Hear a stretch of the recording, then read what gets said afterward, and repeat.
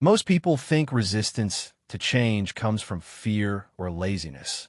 But in reality, it comes from safety systems built deep inside the brain. Even good change feels risky. Not emotionally, but biologically, you can want improvement and still resist it strongly. That contradiction confuses people. They assume something is wrong with them.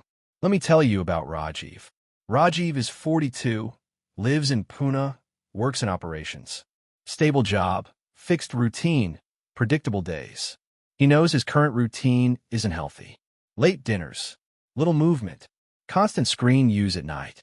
He wants to change, and yet, whenever he tries, he feels restless, uneasy, almost irritated.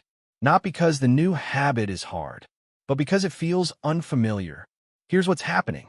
Your brain is not designed to optimize happiness. It's designed to minimize risk. Familiar patterns feel safe, even if they're unhealthy. Unfamiliar patterns feel uncertain, even if they're better. So when Rajiv tried waking earlier or eating lighter dinners, his brain reacted with resistance. Not logical resistance, physical resistance, discomfort, restlessness, mental excuses. This is the nervous system asking one question: is this safe? And until familiarity increases, the answer stays unclear. Most people quit at this stage. They assume resistance means the habit is wrong. That's the mistake. Resistance does not mean danger. It means novelty. So we reframed Rajiv's approach. Instead of asking, "How do I improve?" we asked, "How do I make this feel familiar?"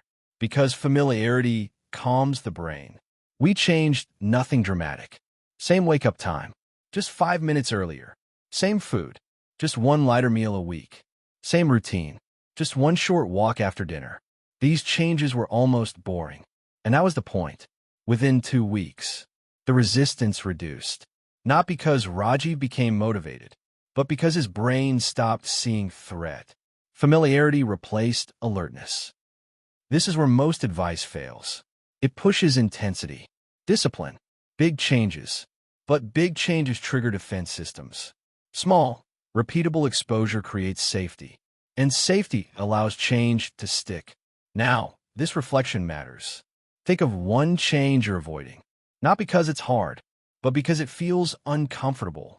Ask honestly, is this actually harmful, or just unfamiliar? Then design the smallest exposure possible. Not improvement, exposure. 5 minutes, 1 day a week, one tiny shift. Repeat it until the discomfort fades. That fading is not loss of discipline.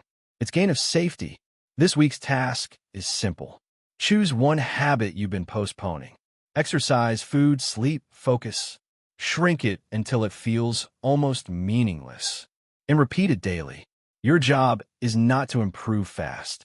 Your job is to make the brain feel safe with change. Tomorrow, we'll connect this with identity. Why slow change reshapes how you see yourself.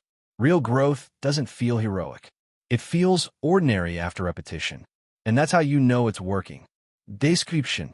Change feels hard not because you're weak, but because your brain prioritizes safety over improvement. This video explains why resistance appears and how familiarity makes change sustainable. No motivation, only reality.